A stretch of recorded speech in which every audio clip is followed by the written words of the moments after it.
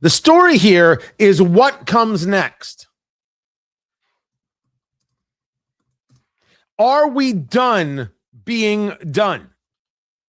Like, is this all they're going to do? And the answer is, I don't think so, which is the point.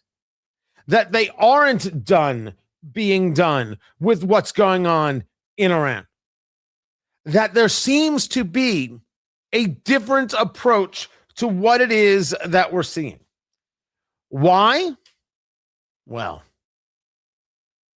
that could have something to do with the fact that the Iranians said, hey, we need to assassinate this guy, and may have indeed tried, or at least had a plan together. Now, this is going to bring us into this conversation about what happened with the New York Times and the subpoena that the Trump White House has for these two New York Times journalists, which is basically from the Justice Department. What did you know, and where did you know it? What is it that you were trying to get done there when you were asking in Turkey about Air Force One? I said at the time, it's very clear that they were trying to get him hurt. We said it. We said it right here. I don't think the subpoena is actually going to go anywhere, but it's very obvious to me that these New York Times reporters wanted to push the idea that there was something wrong with Air Force One. They had heard something, they knew something, and they wanted to do him harm. That's my take on it, because I have no faith or belief in the New York Times. But this possibly could have had something to do with it. Then you had the shooting of a commercial vessel by Iran over the weekend, another violation of the Memorandum of Understanding, and maybe Trump has decided, that's enough. That's enough. Here's what we'll do. We'll blow them out of the water. We'll destroy this. We'll destroy that. We'll destroy the other. We'll take control of the Strait of Hormuz.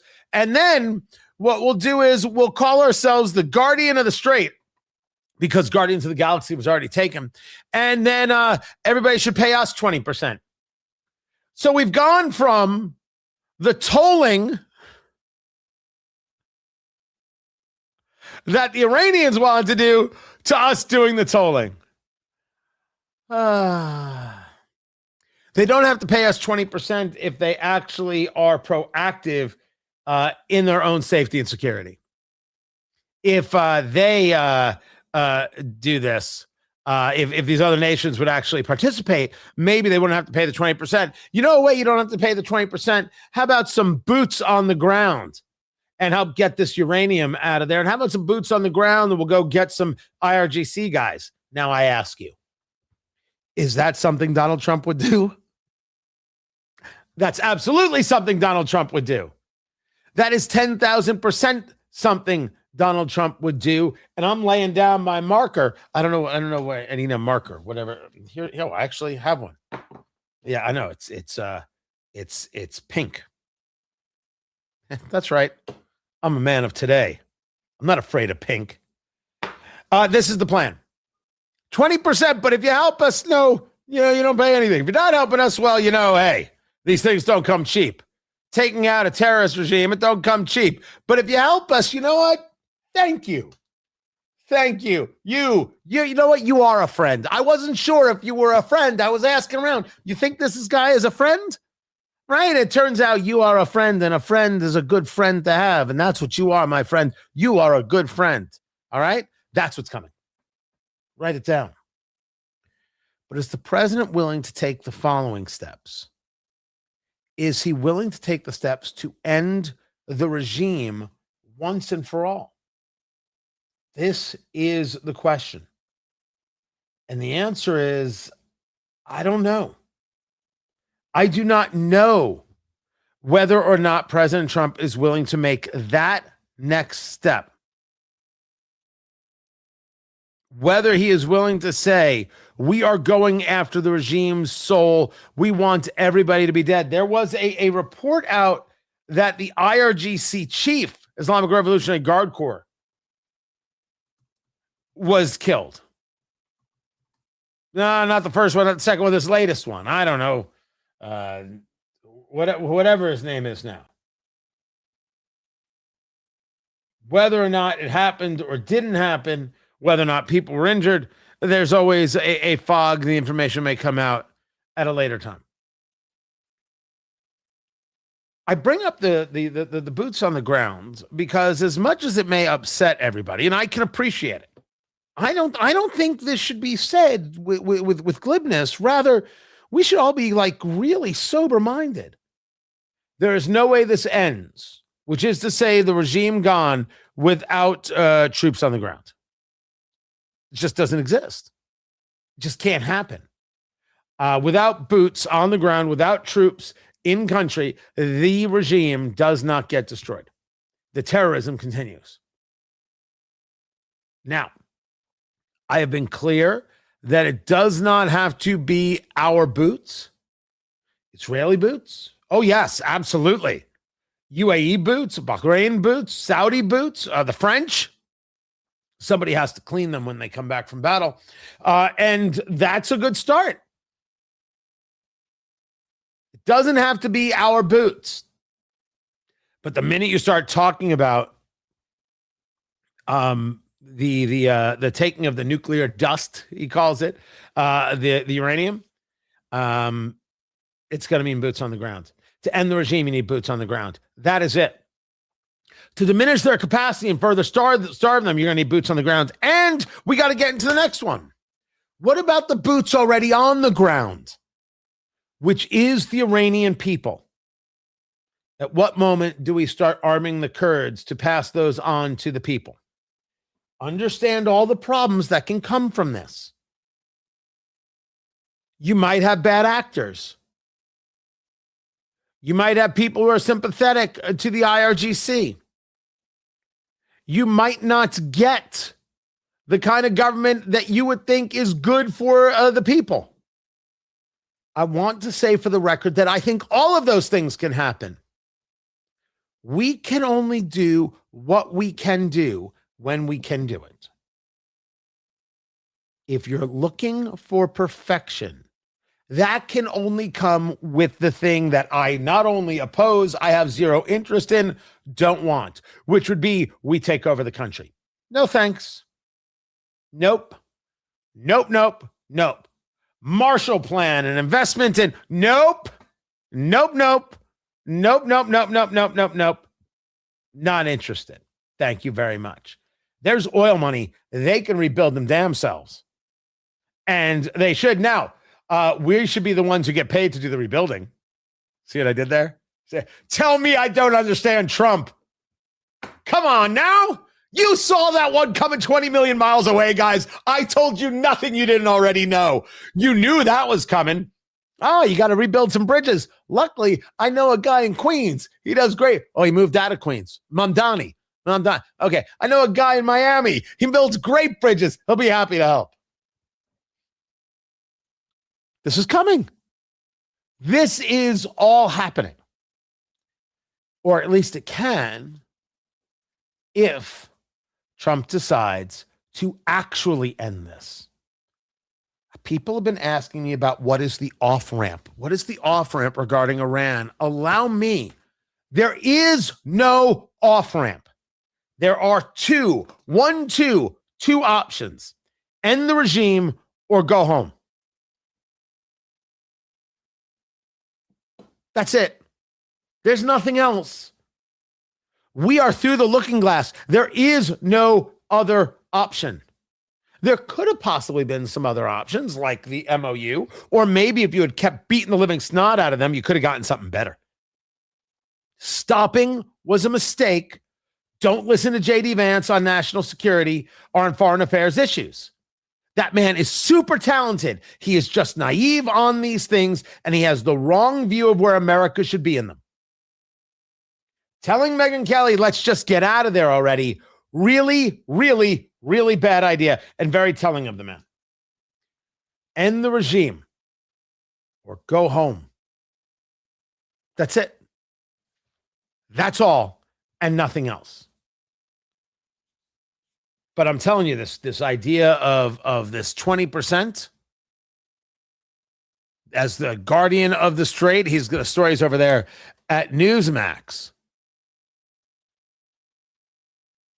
And him saying that We'll become the guardian of the strait. Maybe we'll call it the guardian angel of the strait. We should be reimbursed for that. When we do that, we're going to be reimbursed. We guarded the strait for 50 years and we never got paid for it.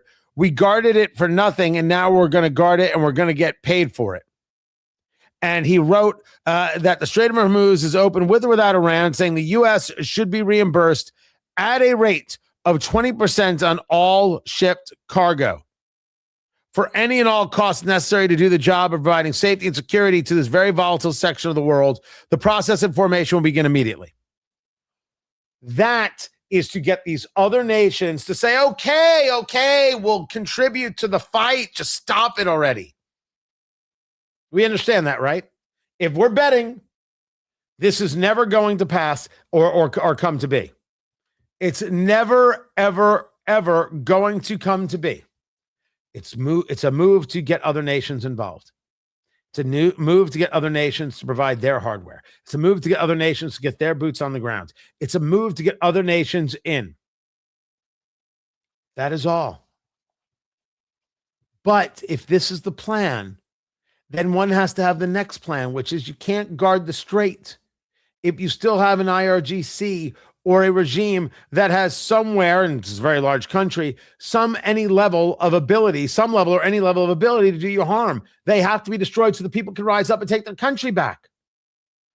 So that means you made the decision to end this regime. Right? Right? Yeah, Trump hasn't answered that yet. And that's the answer you need to know what's going to happen next. So far, I got no problem with anything he said. It's about what he does and what he's done. Last 3 days, I'm a fan. I just hope it continues, the regime gets destroyed, and these people can be free, and we don't have to think about these terrorist lowlifes ever again. I'm Tony Katz. This is Tony Katz Today.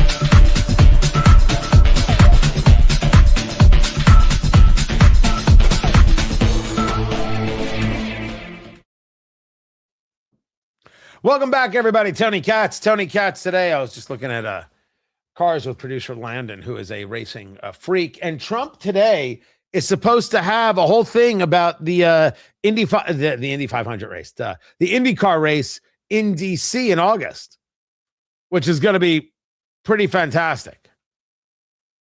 Oh, are you going to be there? Okay. I'm upset. So our home station is the station of the Indianapolis 500.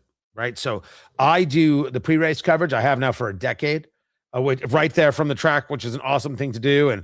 And Landon works as a field producer. He's gotten interviews throughout the weeks prior to it and talking to drivers and everything else. It's all very cool. He spends a lot of time at the track during the race times.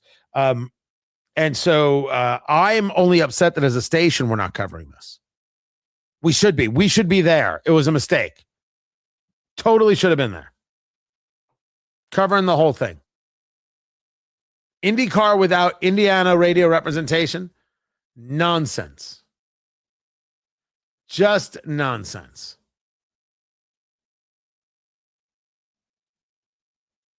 Yeah, Mustang looks really good. Sent him a Mustang. I'm not buying him a Mustang. I sent him a picture. Get it straight, guys. Oh, don't worry, man. Don't worry, Brad. There are still people in Indiana who think I'm a carpetbagger. I've been on the air here for 12 years. 12 years. And they're still like, you ain't from around here. It's a small number of total scumbags, but it still happens. Oh, and they are total scumbags. 1,000%. So Trump's supposed to do that, but I don't think he's going to really make it happen until 2:00. I really don't. Anyway, coming back to the radio show.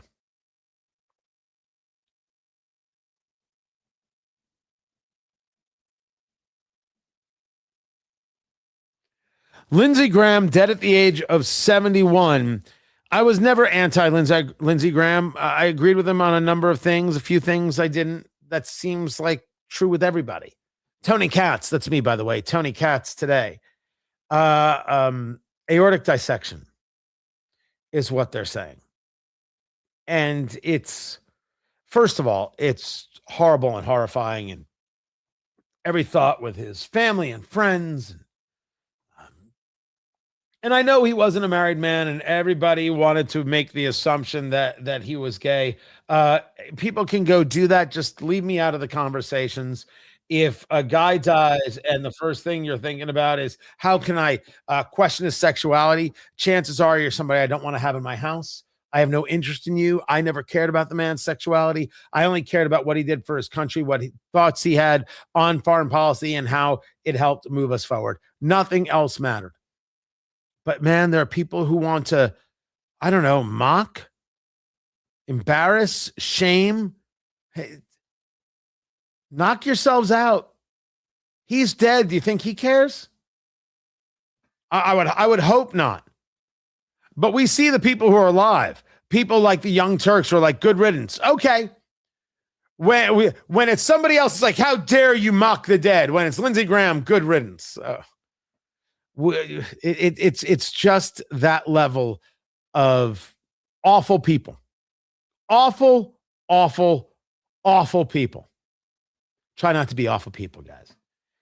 Aortic dissection is a rip in the aorta, and then the blood just, it's awful, and it can come along if you have certain issues. It can come along for other issues as well. He had certain cardiovascular issues. His father died of a heart attack at the age of 68. He was talking to President Trump earlier that evening. He had just gotten back from Kyiv. He was sitting with Vladimir Zelensky. He was talking about new sanctions on Russia. He got home. He spoke to President Trump at 7 p.m. Authorities were there just a little bit later, and President Trump, he was scheduled on Meet the Press the next morning. President Trump went on in his stead, and President Trump is talking to Kristen Welker, who he just walked out on a month prior. You remember that interview in Wisconsin? He's like, we're done here. And there he is on the air with her. Mr. President, it is just extraordinary. You just spoke with him last night. His office says he passed away from a brief and sudden illness. Are you learning any more details about how and why he may have passed? Did he tell you anything in that phone call, Mr. President, about not feeling well? No, he said he's a little tired. It was a long trip, many hours. And he had just gotten back. And it must have been right after that, because I understand the police or whoever it is came there at about 7:30, 8 o'clock in the evening, something like that. So somebody notified him. But no, he felt okay. I mean, I actually, on the call, he told me, Kristen, he said, I feel good, but I'm tired. Mm. He was fine. I knew him well. He would let you know if he wasn't feeling well. He had days where he didn't feel so well, and he'd let you know about it. But he was a fantastic person. He was a man who you're going to watch. It's going to be a very big thing with him. He's going to be appreciated more now than he was when he was living. Maybe. But what a thing. Talking to the man 30, 40 minutes prior, and that is certainly how it can come on. I just want to say I don't mind the conspiracy theorists. You have the Russians that wanted him dead. You had the Iranians that wanted him dead. He had just gotten back from a trip from Kyiv. It's one of the rare moments. I don't think it's insane to have asked the question, how did this happen? Because nobody thought there was anything wrong at all with Lindsey Graham. Not for a second. Would you have made Mitch McConnell? Sure. Chuck Schumer? Sure. Lindsey Graham? No. Absolutely not. So I think that the people are like, well, wait, did something happen? Did somebody did someone get to him? I actually didn't think that was the craziest stuff in the world. It's possible. It's equally, if not more possible, I'm going to go with much more possible, that the man had an aortic dissection. That is it. Lindsey Graham gone at the age of 71. Have a good thought for him. Keep it here. It's Tony Katz today. Yes, don't forget to hit like and subscribe wherever it is you're watching. I really appreciate you guys being in all the places that you are. Do that. Subscribe away. I would appreciate that as well. Thank you very much. I was going to do a Sophie Cunningham story. Should I do a Sophie Cunningham story? Well, I really should. I should, because I'm going to hit the Ro Khanna story. I'm going to hit the snot out of the Ro Khanna story. I also want to get into the Tim Walz stuff. So you know what? Let me do this. Whiteboard right there. I'll get into it here.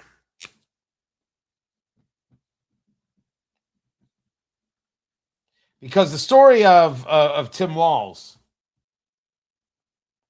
he's a freak.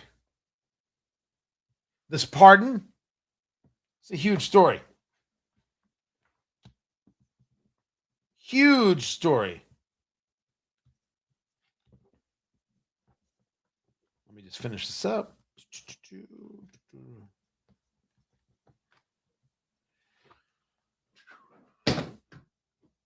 These people don't think like Americans. They don't think like rational people. They really want to do us damage. They are beyond broken.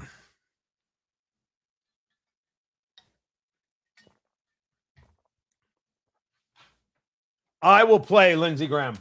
I'll do that in 3 more things. Graham at the Kavanaugh hearing.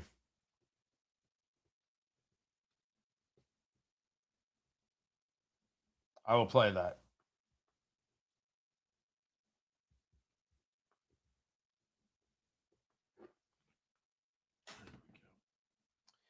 There we are. Done and done and done. Now I'll get to the Sophie Cunningham story. Yes, she was the ring girl at UFC, and yeah, she looked good. Oh, settle down, Landon. Settle down.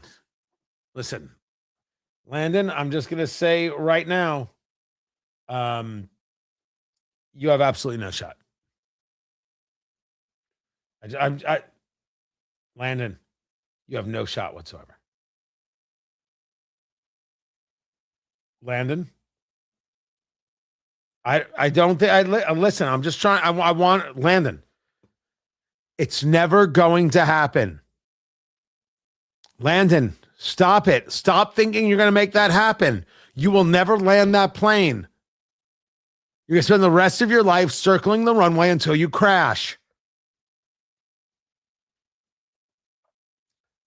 I will say, when Dana White, who runs the UFC, said, I have a relationship. We've started a relationship.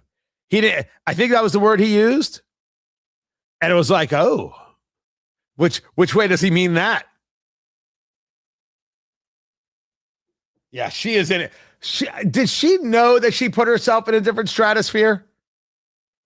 Okay. All right, Landon. Listen. You're a good man, and I appreciate you as a human being. I just need you to know that you're never, ever, ever, ever going to make that happen. Right? No, you can't even dream. Stop. You're not even allowed to dream. No.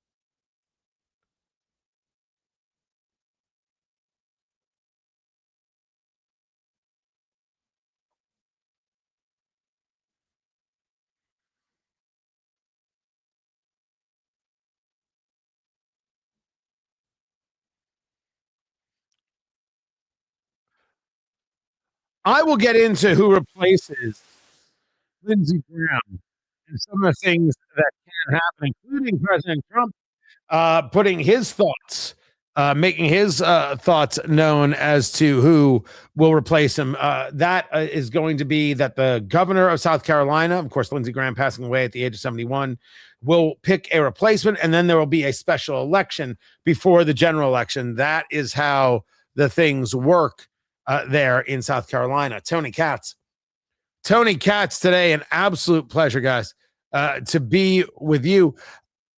There has been a lot of talk about Tim Walz.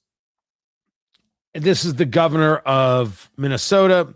This is the guy who hangs out at Tiananmen Square and is like, oh, this is just a great place. This place is awesome. That he was even close to becoming the vice president of the United States is horrifying. A really pseudo-intellectual, communist-loving, ugly man. And he, most recently, pardoned a 42-year-old illegal immigrant convicted of repeatedly raping a child.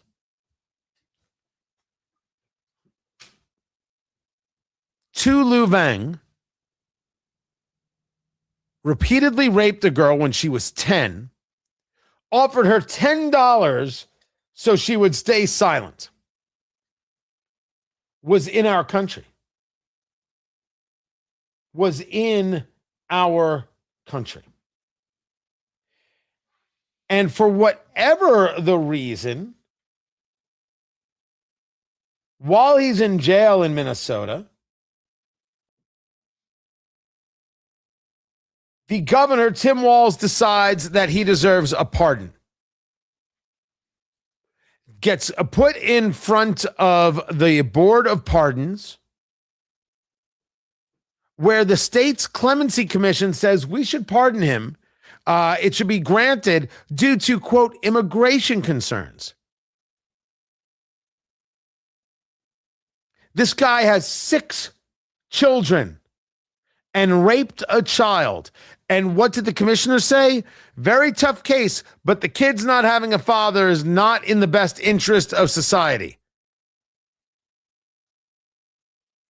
The applicant stated the need for clemency related to immigration issues. So following the commission's recommendation, the Board of Pardons, which consists of Tim Walz, consists of the extremist Keith Ellison. This is a guy who claimed Antifa doesn't exist, and then he took a picture with the Antifa handbook. It's low life. And the Minnesota Supreme Court chief, Natalie Hudson, they awarded this guy a full pardon on June 10th, giving him a clean slate just before the deportation. Homeland Security Acting Assistant Secretary Lauren Biss saying that, quote, Governor Tim Walz's decision to pardon an illegal alien convicted child rapist so he can remain in our country is disgusting. Enter Marco Rubio, the Secretary of State. And you heard this already. Well, you heard it here, and you've probably seen it on your social media feeds. Marco Rubio saying, oh, hell no. A convicted sex offender and a foreign national was shielded from deportation by the governor of Minnesota. Laotian national Tu Ly Vang was convicted of repeatedly sexually abusing a 10-year-old girl in the state of Minnesota. He even tried to pay his victim for her silence, and he called his heinous crimes a minor thing. Just days before this foreign sex offender was scheduled to be deported, Tim Walz, the governor, issued him a pardon, setting him free to once again endanger the children of America. Well, this week I revoked his legal status in the United States, and as a result, federal agents took him into custody, and as of today, he has been removed from the United States. Because of our action, this foreign criminal will never pose a threat to any American ever again. Americans must never be forced by their elected leaders to live alongside foreign sex criminals who have no right to begin with to reside in our country. This administration will always stand with the American people and defend them from violent criminals. Good. Excellent. Well done. Appreciate it, Secretary Rubio. Well, Tim Walz has got thoughts and emotions and all sorts of things as he makes a statement about what took place. I don't know if you heard this or not from the governor of Minnesota. Vang's case, I would state this, that I can find no reason how Minnesota will be safer or better if Mr. Vang is deported to a country he has not been to since he was a child. Fox 9 reports Vang's victim wrote a letter to the board forgiving him, and they say that was a key factor in their move to pardon Vang. That's the governor saying, how is he better off going to a country he doesn't know?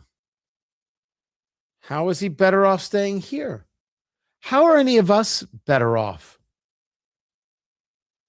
Why can't we simply state, as rational people, there are things that simply aren't good enough. There are actions that are unacceptable and unforgivable. There are moments and actions and, well, they just won't do. What's wrong with saying that? Why can't Tim Walz say that? Why can't the Attorney General, Keith Ellison, say that? Illegal immigrant rapists are more of a danger to society than white supremacists, and white supremacists want me dead. I'm top on their list, or at least people with the same bloodline. So I don't speak from a place of far away from the safety of, no. I said what I said. The illegal immigrant rapist is more dangerous than the white supremacist in America. Period. The illegal immigrant rapist of children is more dangerous than the white supremacist. I rank them. And the illegal immigrant rapist of children, that's top of right. It's right here. White supremacists, probably somewhere around here.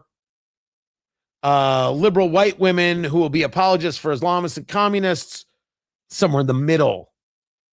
So no, maybe it's the liberal white women who will be apologists for communists and Islamists here, up top here, and then just under that, illegal immigrant rapists of children, and then down here, white supremacists, and then somewhere under that, Will Smith when you talk about his wife. So I think that's my list. It's not bad, not a bad list at all.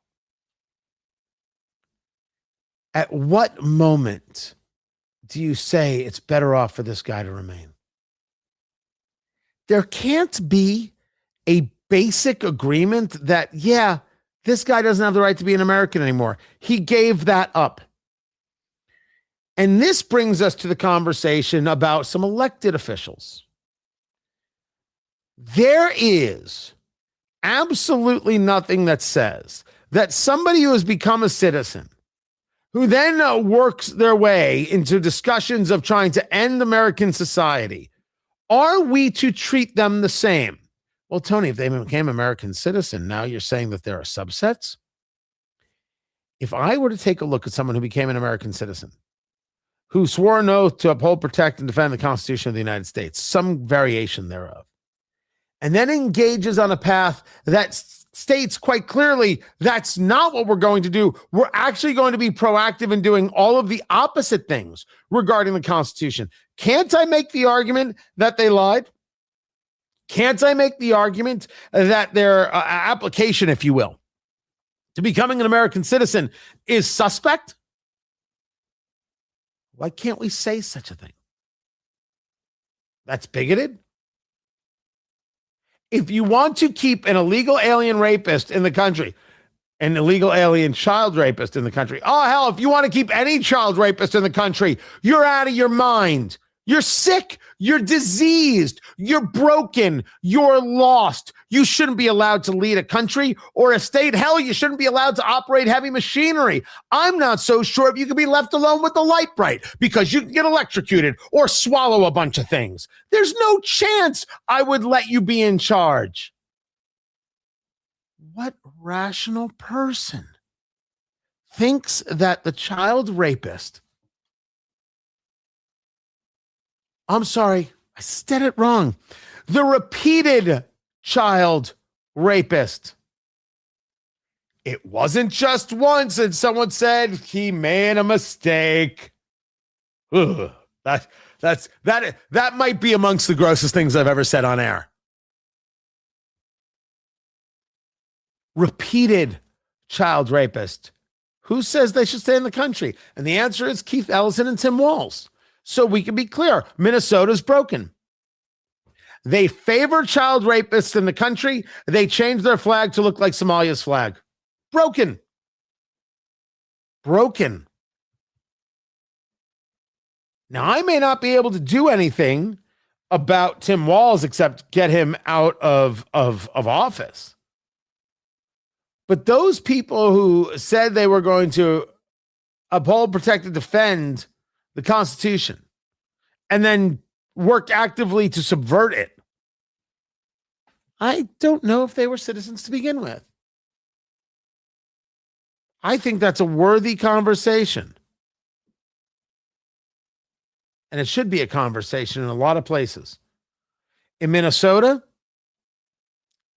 this is an ugly, ugly direction for the state to go. This is the party of Amy Klobuchar and Ilhan Omar. It's nothing to be proud of. Nothing. And for us, I think it continues to tell the story of what this party is about, what this party has become, and where they're going. You fly an American flag, so you are a racist and a bigot. They support multiple-time child rapists who came to the country illegally. Because why would you let them leave the country? It doesn't make any sense. No one's safer because of that. That's a broken party, and that has to be a big discussion heading into the midterms. Keep it here. It's Tony Katz Today.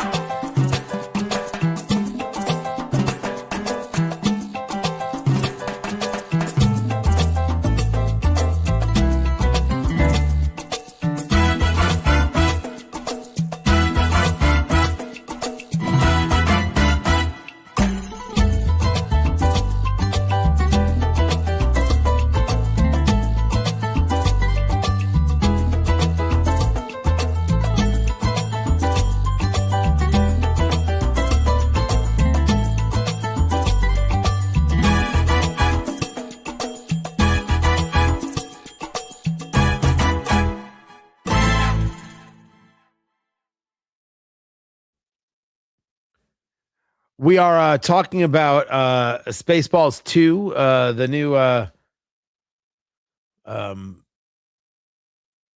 it is.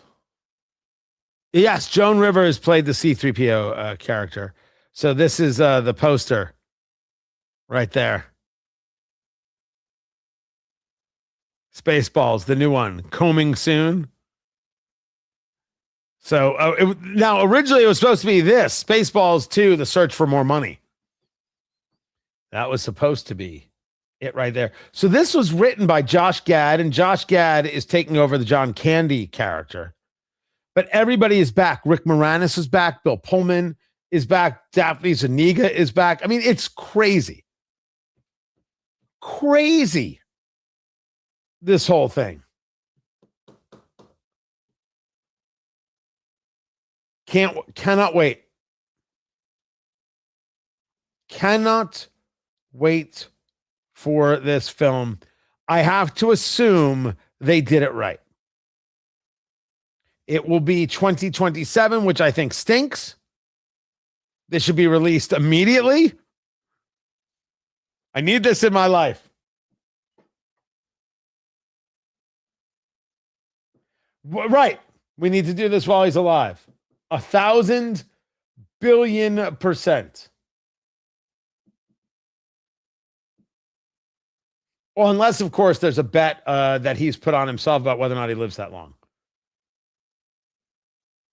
Right? I'm doing it in 2027 because I need something to look forward to. Otherwise, it's curtains.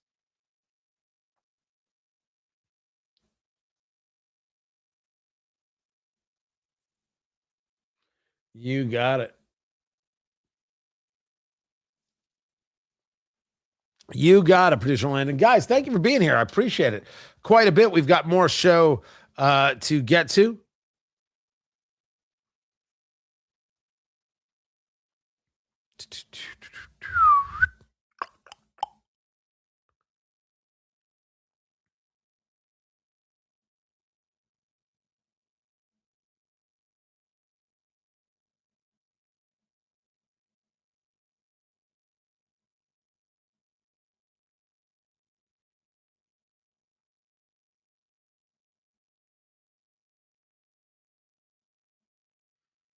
All right, we're coming back in 30 seconds.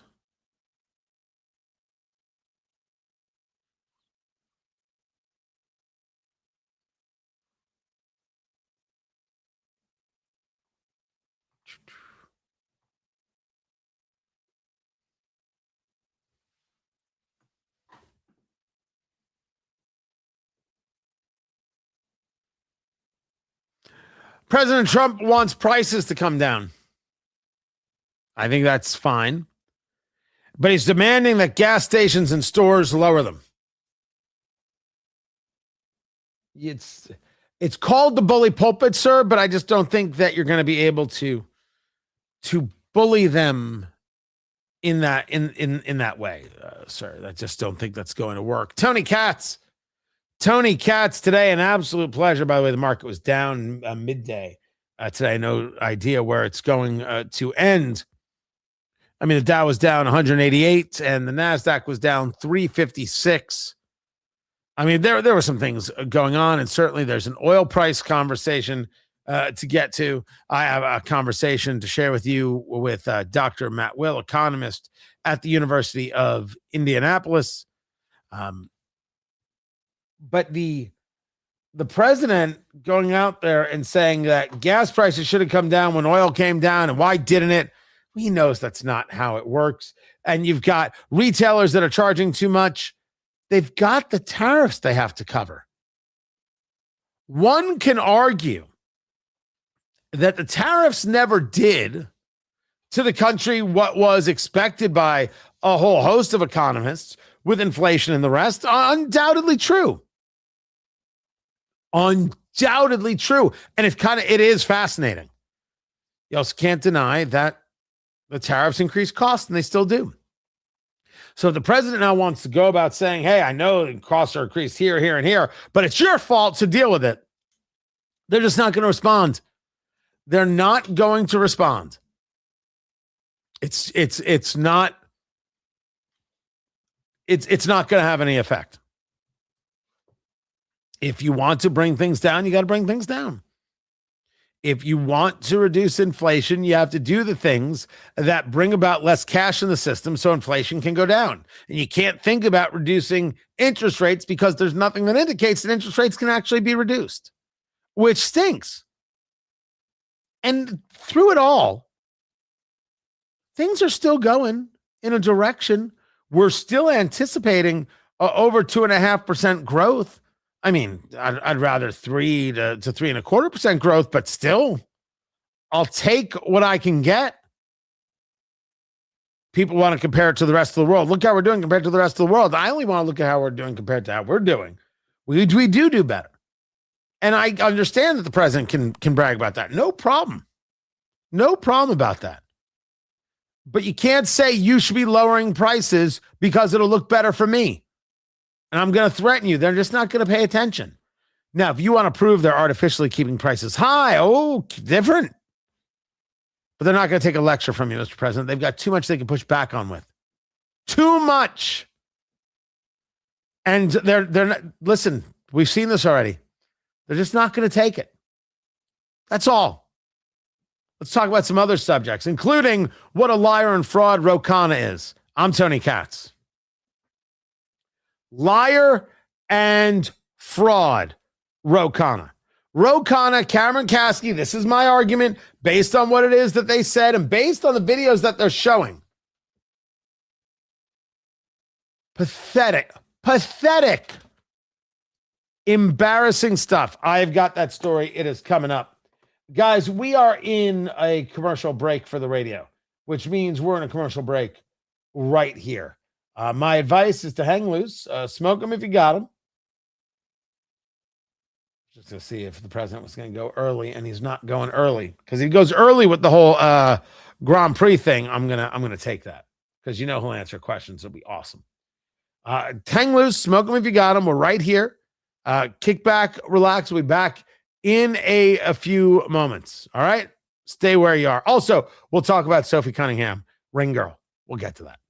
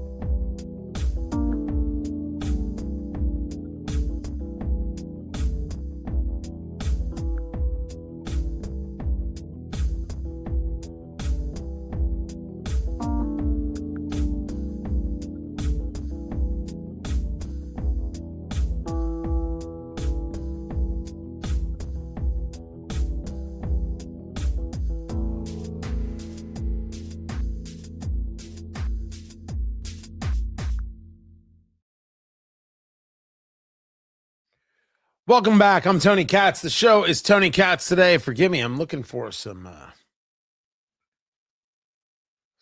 of my stuff to get ready for what's coming next, which is about how Khanna is a pansy little bitch.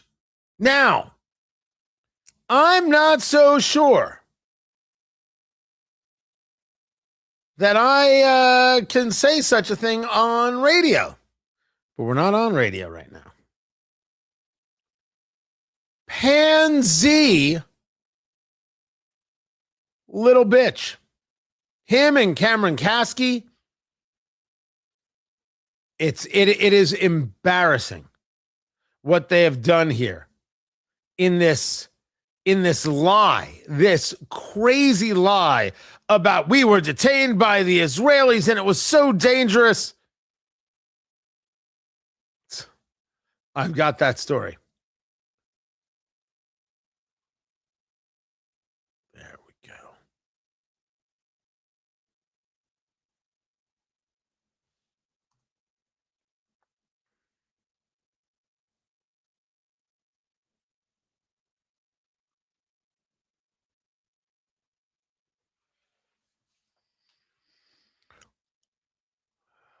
Khanna is the congressman from California. And Khanna is a wimp and a loser and a liar and a jerk. And he has things that I'm not allowed to say on air, but I really, really, really, really want to. This is a guy who supports the radical progressive left. This is a guy who supported Nazi Graham Plattner. This is a guy who supported a guy with a Nazi tattoo.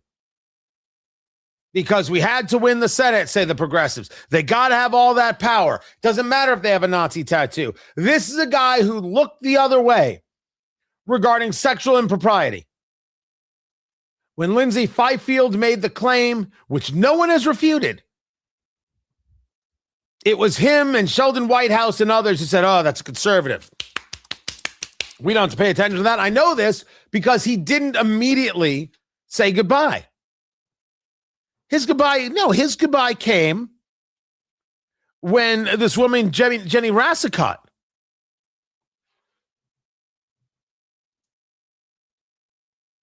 said, oh, no, Graham Plattner did this to me. Not the first time, not when there were just some baseline allegations.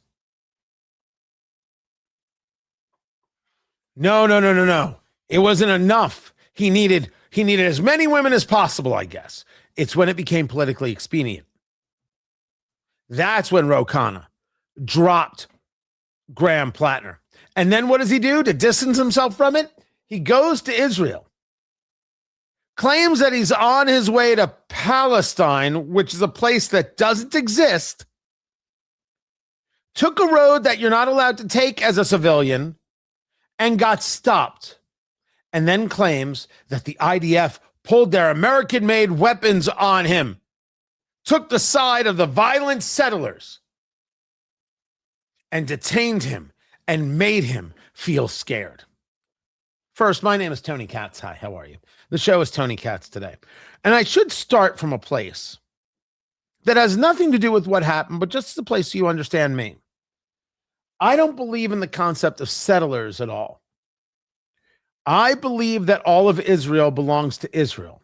And I believe that the concept of settlers is a bullcrap argument made up by bigoted people who want to see the destruction of Western civilization writ large. So they make the claim that somehow there are parts of Israel that don't actually belong to Israel.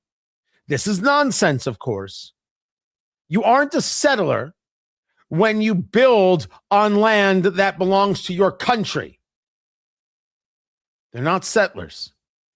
And I just want to make sure that I'm clear about this and leave that where it is. Now let's get into the representative. Khanna is a guy interested in becoming president of the United States. Now, he has said as much and referred to himself as a long shot presidential candidate. If Khanna is a long shot presidential candidate, I am also a long shot presidential candidate, and I want to announce that I am a long shot presidential candidate. From now on, when you see me, right? When you see anything that I do, when you talk about me, you have to refer to me as Tony Katz, long shot presidential candidate. It would be very, very important. It is very important. I would appreciate it if you would do that. Tony Katz, long shot presidential candidate. Thank you. Thank you. I may be a long shot presidential candidate, but I have a better chance of being president than producer Landon does of landing Sophie Cunningham. Fact. Rude fact, but fact. Khanna got embarrassed regarding his endorsement of Graham Plattner, the Nazi in Maine. And Khanna has been looking for a gimmick. Now, when I say this, I want to make sure that I am clear.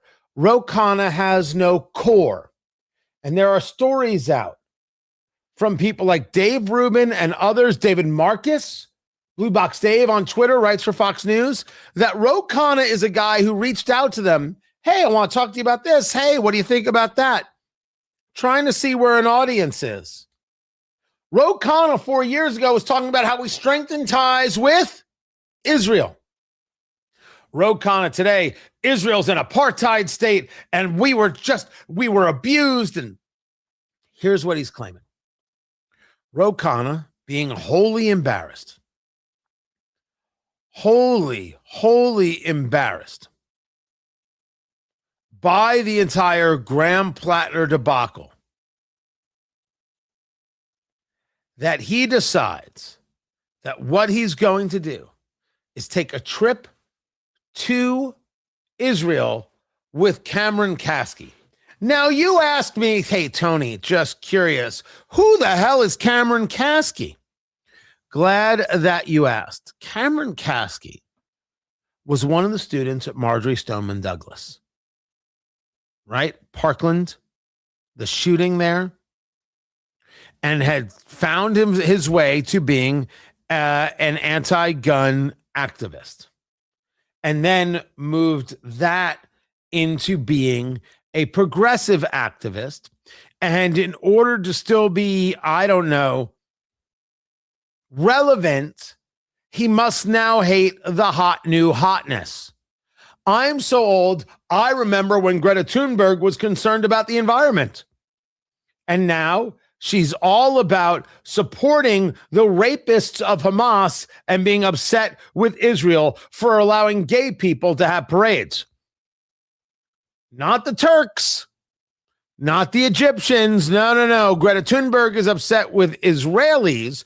The only place where the gay crews could actually dock and the people would say, welcome, who wants to have lunch, would be Israel. Couldn't do it in Turkey. Couldn't do it in Egypt. Best of luck if you docked in Gaza. That's Cameron Kasky. Cameron Kasky, like Harry Sisson, like David Hogg, exhibits as many of the beta male, weak male presentation characteristics as one can imagine. Now, he can't help the way he looks. He can't help the way his voice is and nothing else. And I'm not going to make fun of him for that. I'm going to notice that as a generation, man, have we made some mistakes. Producer Landon, you don't have any of those issues. You're good. You don't fit into any of those kinds of categories. You're still never getting Sophie Cunningham, but you at least have a leg up on Cameron Kasky and David Hogg. You are welcome, boo-boo. He's there with Congressman Khanna. He goes on this trip. Also goes on this trip is a New York Times photographer who is documented in her anti-Israel slant. So you've got a trifecta of total winners. And where are they going to go? They're going to go to Palestine.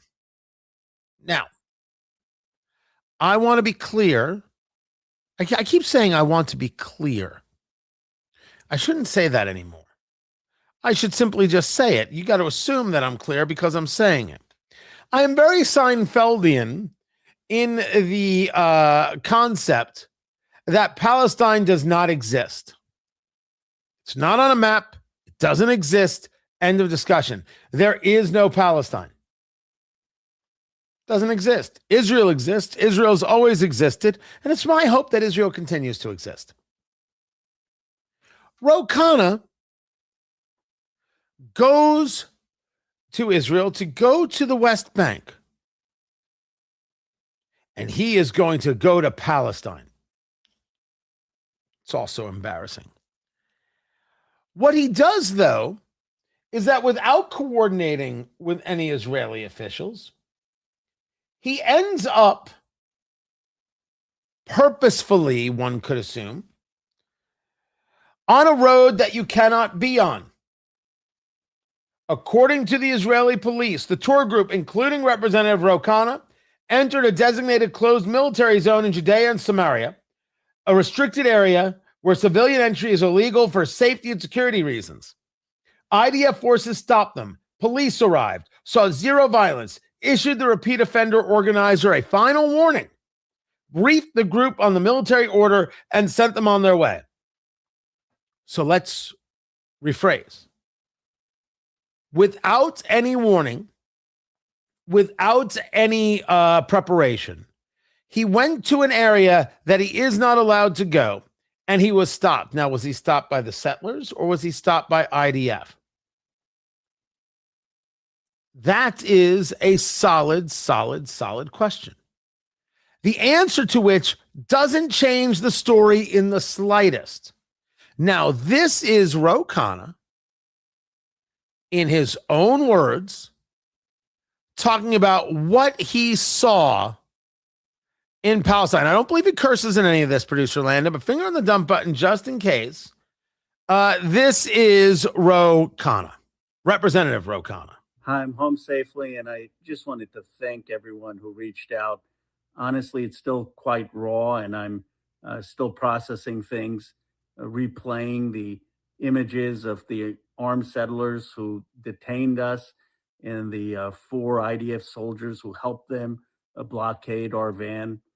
It was quite scary. It's very scary. Very scary. They also took his Subway sandwich while they screamed, "This is MAGA country." Oh, all of this has shades of Jussie Smollett. You've got this understood. His blockade, this blockade that he was so afraid of, he's sitting in a Mercedes Sprinter van with air conditioning while they wait for the police, because they just wanted to leave, and the IDF said you have to wait for the Israeli police. Khanna goes on to say, if this is how they treat somebody with an American passport.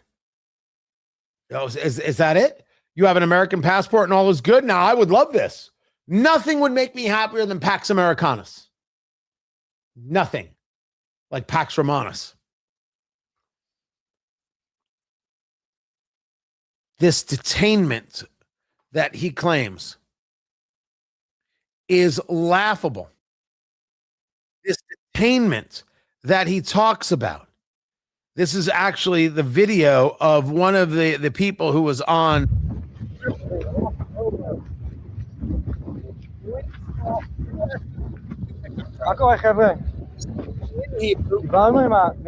Who's in charge here?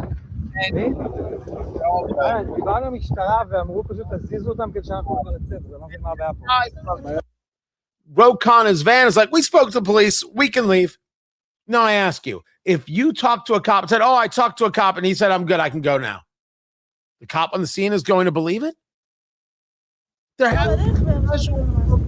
אבל הרגע דיברתי עם השוטר בטלפון. לא, אבל הוא אמר שהוא הולך להתעכב.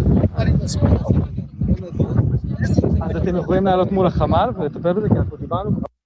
When he walks back, you see. אותך פה, נכון חבר? ומה היא אמרה לך שאסור לך להיות? נכון, יש לך בית סגור. נכון, אתה שם זין על כולה. That is not scary. No one was pulled out of the van. Nobody had a gun pointed to the back of their neck. Nobody was put face down in the dirt. No one. No one. No one. This is not scary. Now, I get a lot of questions in the chat room right now. And the question is, what was he doing there? He's supposed to represent America and America's interests. What is he doing over there? I'm so glad that you asked. He needed deflection. He needed something else to talk about. He needed a story that got him out of the Graham Plattner issue and got him connected with the communists that the Democratic Party have created so he can further build his base, and he needed a way to be able to prove himself as down with the cause. I mentioned Cameron Kasky because Cameron Kasky put out a tweet to post. Roe and I, he calls him Roe, visited the destroyed village of Zanuda and the site of the EU-funded school that got burned down by settlers. I don't know the story there, or I don't know if he's got it right or not. It was here that we got intercepted and captured by settlers wielding American-made rifles. The IDF showed up to back up the settlers, not the U.S. congressman. And he posts a photo. In this photo, there is the congressman in his suit and tie. There's Cameron Kasky. The Sprinter van is in the back. Are those people who got captured? He's in his suit and tie. He's in a suit and tie in Israel in July. Oh, I've done Israel in July, not suit and tie weather, kids. And let me also say that he posted this on X, on Twitter. So I responded, captured and still able to post on X? How about you ask those captured on October 7th by Hamas and tortured and raped and killed? Okay, you can't ask the people who are killed, but tortured and raped and kept hostage for well over a year. Ask them if they got to post on their phones, or maybe you weren't captured at all. I am saying that in my view and the view of anybody who has eyes, Khanna, Representative Khanna, is lying, and Cameron Kasky is lying. They set every part of it up, and it played out beautifully for them. Even the photo of the two of them where the representative has his hands behind his back like he was cuffed. He wasn't cuffed because there's Cameron Kasky with his hands in his pockets. The left has determined that being a Jew-hating, Israel-hating bigot is the way to vote, and Khanna just wants them votes, boo-boo. Anything for it. Anything for the power. Created an international incident and lied. All of that so you'll pay attention to him. Yeah, you don't vote for a guy like that. Keep it here. This is Tony Katz today.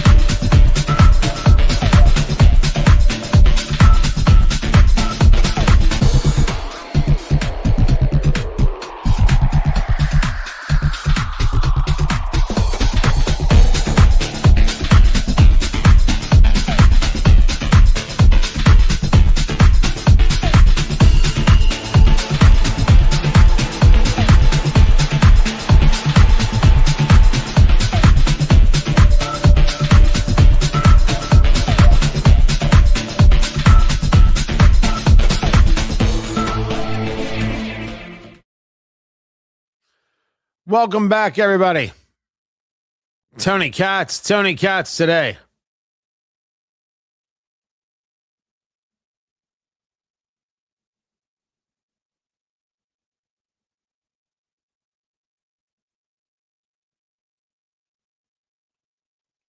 All right, let's see what we've got here.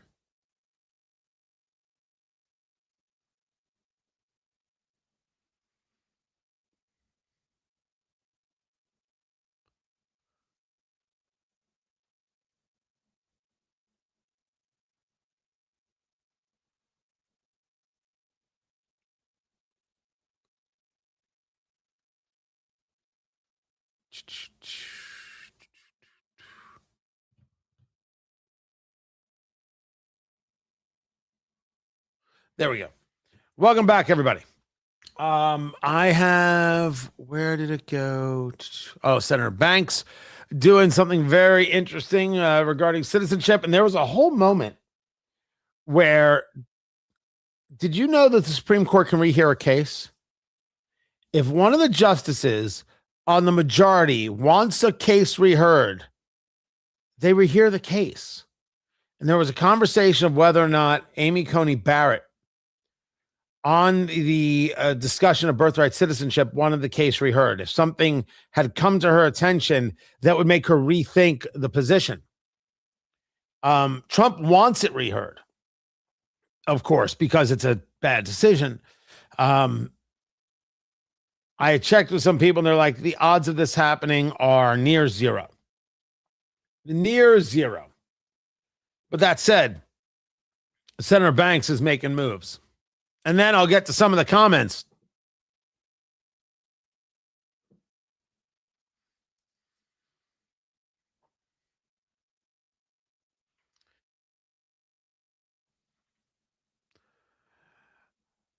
It seems that there are many Republicans not done with this conversation about birthright citizenship. Good. Good. Doesn't mean, just because the Supreme Court says something doesn't mean that the conversation is over. It's just you got to have different conversations. Tony Katz today. A pleasure to be with you guys. Senator Jim Banks introducing legislation to end birthright citizenship for children of illegal immigrants and birth tourists. Now, you say to me, Tony, Supreme Court just ruled on this, that if you're born in the United States, you're in the United States. Well, it kind of said that. It discussed the idea that those who have children here are not from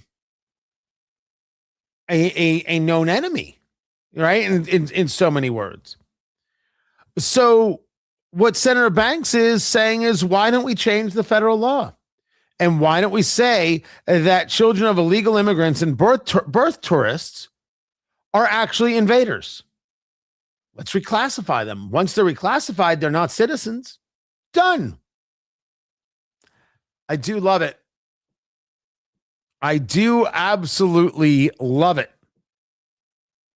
He's going to, Jim Banks, senator from Indiana, going to introduce a Citizenship Act as soon as the Senate opens. He should be doing that now.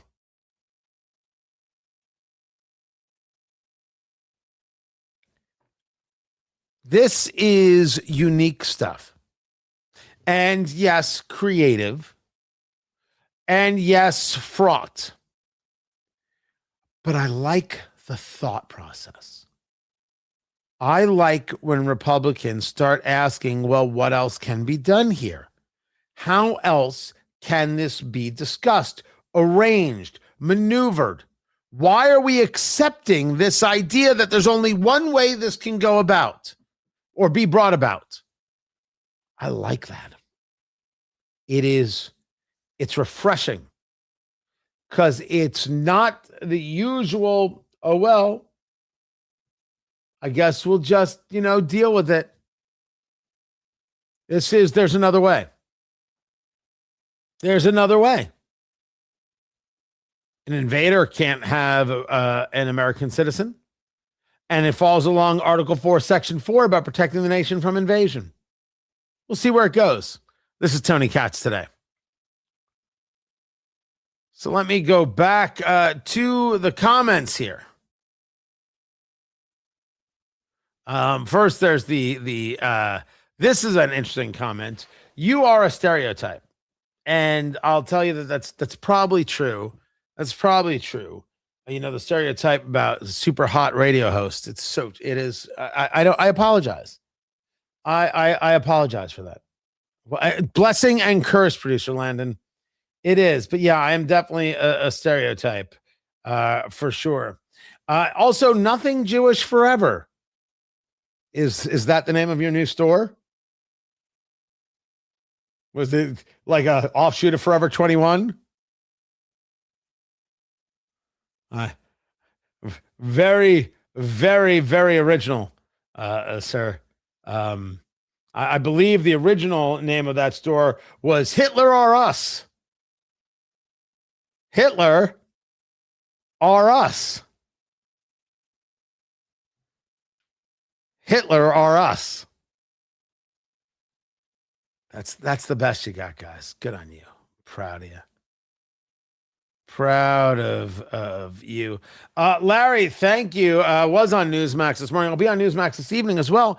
I was on Newsmax with Ben Weingarten. I have never met Ben.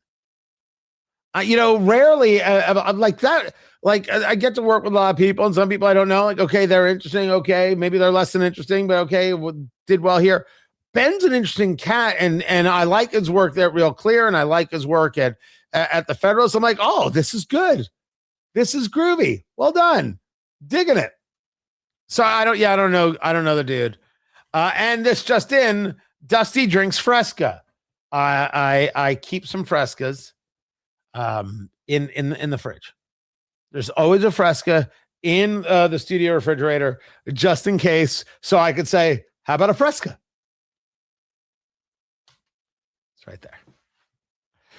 Right there. Don't forget to hit like and subscribe and do all the things. I'd appreciate it if you would. I've got 3 more things to get to.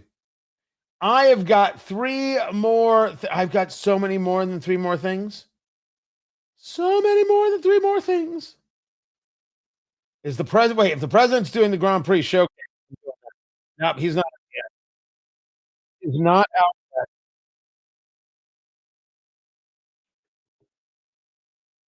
Oh, they might do a pit stop while they're out there.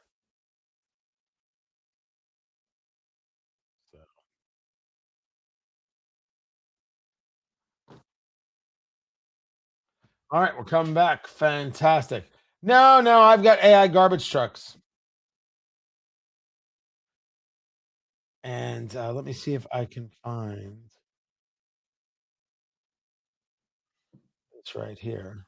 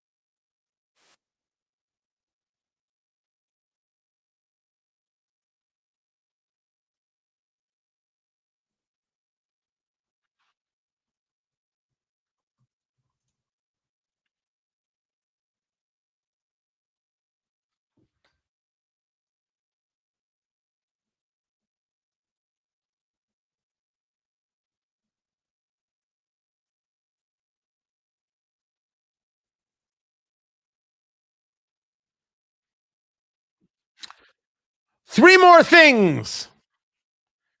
Tony Katz today. An absolute pleasure to be with you. Find everything at TonyKatz.com. What are 3 more things? These are things that would be front page news, but because of the front pages, they don't make it to the front pages. And that's why I bring it to you. Of course, we've got the ongoing war with Iran. We have been engaging some good bombing. We're keeping an eye on oil prices, seeing if that goes up and whether or not the president is going to make the decision one way or another to put an end to the IRGC. And how else could that possibly happen other than boots on the ground. And also, we've got the death of Senator Lindsey Graham. I'll get to that in a moment. But let me start where all things should start. Spaceballs 2 is coming out. Seriously, producer Landon? There. Thank you. Thank you very much. Spaceballs 2, the new one, that's what they're calling it. I originally thought it was supposed to be called Spaceballs 2, The Search for More Money. Spaceballs 2 coming out in September 2027. They brought everybody back. Rick Moranis, Daphne Zuniga, Bill Pullman, Josh Gad, who actually wrote it, is going to do the John Candy character. The whole gang is back together. I am hoping it makes me laugh. I am hoping that Darth Helmet is as good as ever. And I don't just say of Rick Moranis, oh, he got old. By the way, he's the greatest story in Hollywood. A guy who had no business leading movies, a guy who had no business being in Hollywood, right? Just so unassuming, and the look and everything else, being the level of star that he was, leading vehicles, leading franchises. And then I don't know if his wife got sick or his wife passed away. And he said, I'm done. I have children to raise. Bye. And he left. Just walked away. Walked away and raised a family. He got all the respect in the world. And I'm pulling for him. I'm pulling for Mel Brooks, right? Some of the things that he did when they did like a History of the World Part 2. And they added some politics into it. And I was like, that's not what we want. Don't do that. Don't put Wanda Sykes in anything. Stop it. So what I'm hoping is that this is just funny. I'm begging for funny. I don't know if we're going to get funny, but I am truly hoping that it fits. Then there is this story that the FBI is investigating a Republican House staffer for working as an unregistered Qatari foreign agent. So it was a guy from Forbes revealing that the FBI spent 3 years investigating a House Republican staffer. 3 years. 2 grand jury subpoenas, a 2024 search warrant, 5 pen register orders. I'm not even sure what that is. Ordered to hand over location history, emails, iMessages, WhatsApp, Signal content going back to 2020. This was a warrant that went to Apple. And the Department of Justice said to Apple, you can't talk about this until 2029. What the heck? What? It's all very odd. Now, what's not odd is that Qatar is not our friend, that they have massive undue influence in our country as a lobbyist. You think AIPAC is the problem? You have to be Rashida Tlaib, Ilhan Omar dumb to believe that AIPAC is the issue and Qatar is just fine. Isn't that right, Tucker Carlson? That's my Tucker laugh right there. You can't do the Tucker laugh without like doing the head thing. You can't keep your head straight. It's gotta move. It's gotta bob and weave. But if there are Republican or Democrat working as an foreign agent for any country or anywhere else, huge problem. Massive issue. And of course, the U.S. has responded to Iran shooting at tankers in the Strait of Hormuz. They've responded by massive bombing raids, claiming that we now control the strait. President Trump saying we are the guardians of the strait. As a matter of fact, countries that want to come through owe us 20%. They got to pay us 20%. That's not going to fly, but I believe that is all a pressure move to get nations to be involved in ending the regime, opening the strait, putting boots on the ground. There are other ways to pay the 20%, and I believe that's what this all is. So when you hear about President Trump referring to us as the guardians of the strait, he's trying to put pressure on these European nations to get up off their butt. Get up off their butt and go about helping us secure the strait and getting in there and getting the uranium and ending this threat once and for all, which I really do hope is indeed the president's plan. Well, I shouldn't say it's the better plan. It's the only plan. The UN is now admitting that Hamas destroys and hijacks the aid. I strongly condemn, this is a statement from the United Nations Deputy Coordinator for the Middle East Peace Process and resident and humanitarian coordinator for the occupied Palestinian territory. I strongly condemn the recent obstruction of humanitarian operations in Gaza by the de facto authorities, which endangered humanitarian personnel, intimidated workers delivering life-saving food assistance, and disrupted life-saving humanitarian operations. There you go. Remember when the left said that wasn't happening? Remember when the left said that was just fake news? Remember when the left said you're just trying to hide Israel and shield Israel from their responsibility? No. It was all accurate. 10 billion% accurate. The only people who lied were those people in support of a terrorist regime. Now, sadly, a bunch of those people are members of Congress. But, one thing at a time. This brings us, I was asked if I would play this. I said Lindsey Graham, gone at the age of 71. Aortic dissection was not expected. He was actually on the phone with President Trump Saturday night. And then a half an hour later, you have this tear. Am I correct in saying you would bleed out? It's the best way to describe it. He was scheduled on Meet the Press the next day. He had just gotten back from Kyiv in a meeting with Zelensky about Russian sanctions. And there's a question about what happens in the Senate now, and things are going to get even tighter with the advantage Republicans have. South Carolina has a Republican governor, McMaster. The governor can appoint make a special appointment and appoint someone to fill the Senate seat until the special election to finish up the rest of the term.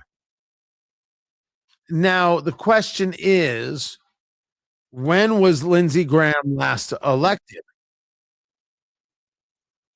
I'm actually asking my favorite little bot here. When was Lindsey Graham last elected is the question. In 2020, so he'd be up. So you have to have an appointment to a special election in August to then the general election in November. So there's going to be a lot that happens. You better believe President Trump is going to put a lot of his own thoughts into this. As a matter of fact, President Trump said, you know who I would like to see in this position? I would like to see Darlene Graham Nordone. That is Lindsey Graham's sister. I don't know if that's the best political move. I would think that the move is going to be Pamela Yvette, the lieutenant governor who lost the nomination to run for governor.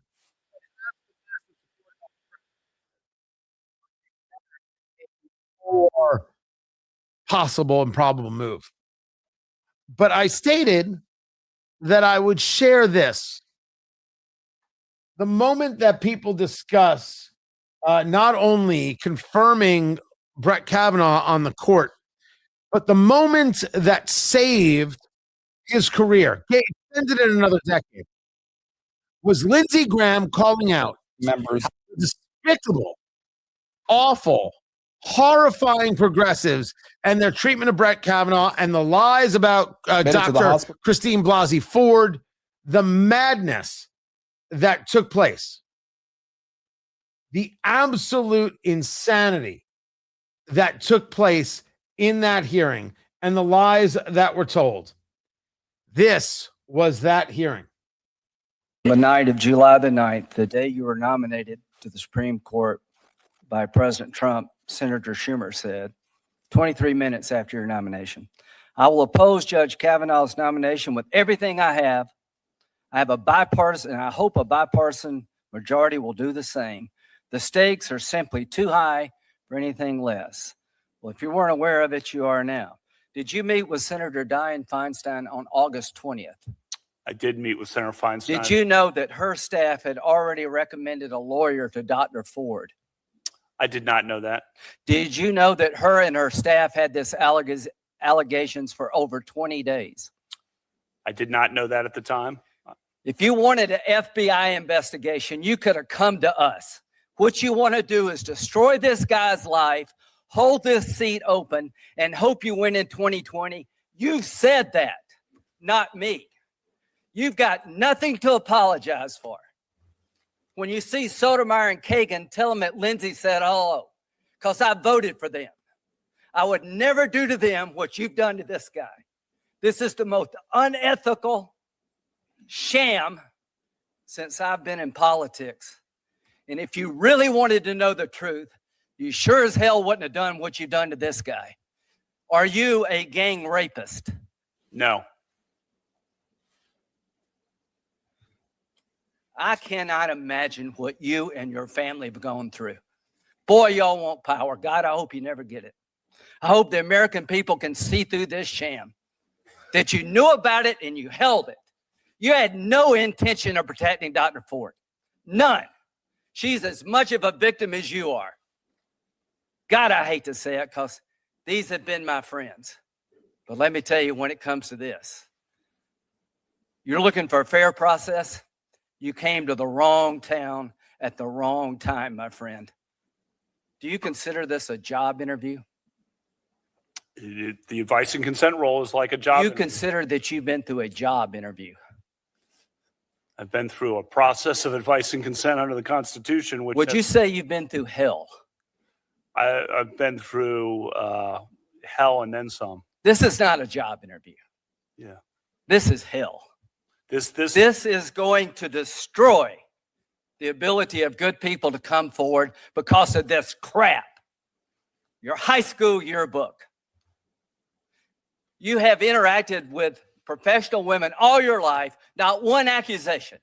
You're supposed to be Bill Cosby when you're a junior and senior in high school. And all of a sudden you got over it. It's been my understanding that if you drug women and rape them for 2 years in high school, you probably don't stop. Here's my understanding. If you lived a good life, people would recognize it, like the American Bar Association has the gold standard. His integrity is absolutely unquestioned. He is the very circumspect in his personal conduct, harbors no biases or prejudices. He's entirely ethical, is a really decent person. He is warm, friendly, unassuming. He's the nicest person. Lindsey Graham just ate him up and spit him out and then ended it. Thing I have seen in my time in politics.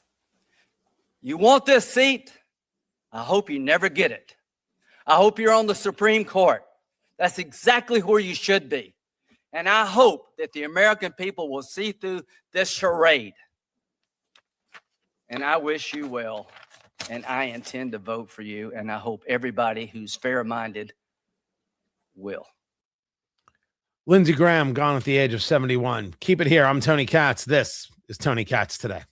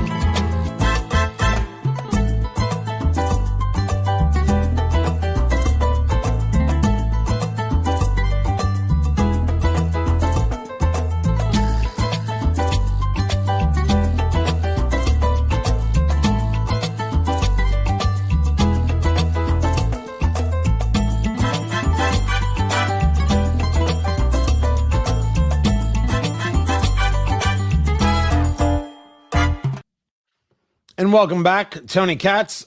Tony Katz today. We have got a busy day. I'm on Newsmax this evening. And I only hope you'll be around for that. I forgot to read Incogni there, Landon. Let me do that. I'm gonna do it now. Gonna do that right now. Advertisers, very important. How much time till we're back?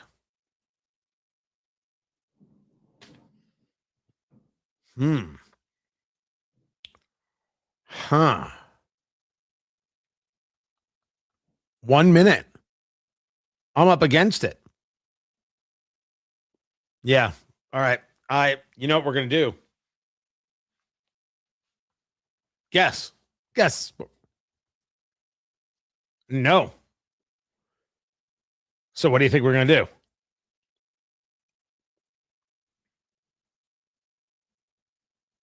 Oh, you think about that for a minute.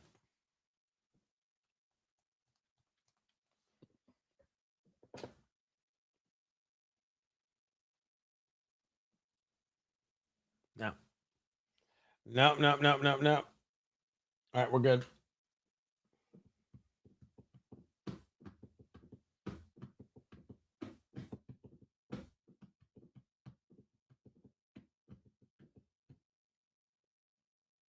Coming back, everybody.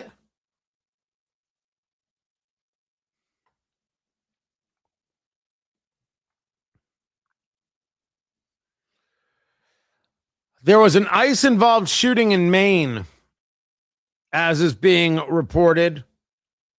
15 miles south of Portland, 90 miles north of Boston. Tony Katz today. No details have been released.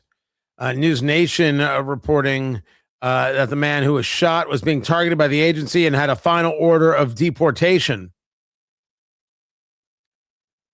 FBI is on the scene. Maine State Police and ICE officers have returned to the field to begin follow-up work on the incident. Now, immediately, people are going to say, this is terrible, this is awful, look what ICE did. They're going to do this without any data. No data at all. They don't care. They don't care if they've got the facts. What can they use to attack? That is all. Me, I'm going to wait until I have data, because that's what one has to do. A lot more sure to get to. Dr. Matt Will is up next. We are going to break down what is going on with these oil markets. And also, is the data center hubbub, or is there an issue? What if it's both? Keep it here. This is Tony Katz today. Thank you. All right, here's what we got, guys. The show continues at WIBC.com is where the show continues. I just put IBC. Why didn't the W go on? I put it. I did it. Why not? Why? Come on, post. There you go. There it is. Much better. So we do 2 hours of the live stream, and we bring it over just to the radio show for the third hour. I am thrilled that you are all here. Can't thank you enough. Be sure to like and subscribe and do the whole thing. Let people know what's happening. And seriously, when you hit the like button and the hearts and the little smiley faces, it all helps. It does. It makes a great difference. So I can't thank you enough for doing that and being a part of this. I'm back tomorrow at noon. I'm looking forward to the show then. Can't thank you guys enough. I will catch up with you then. I appreciate you. Go have fun. Enjoy the third hour. Take care, all.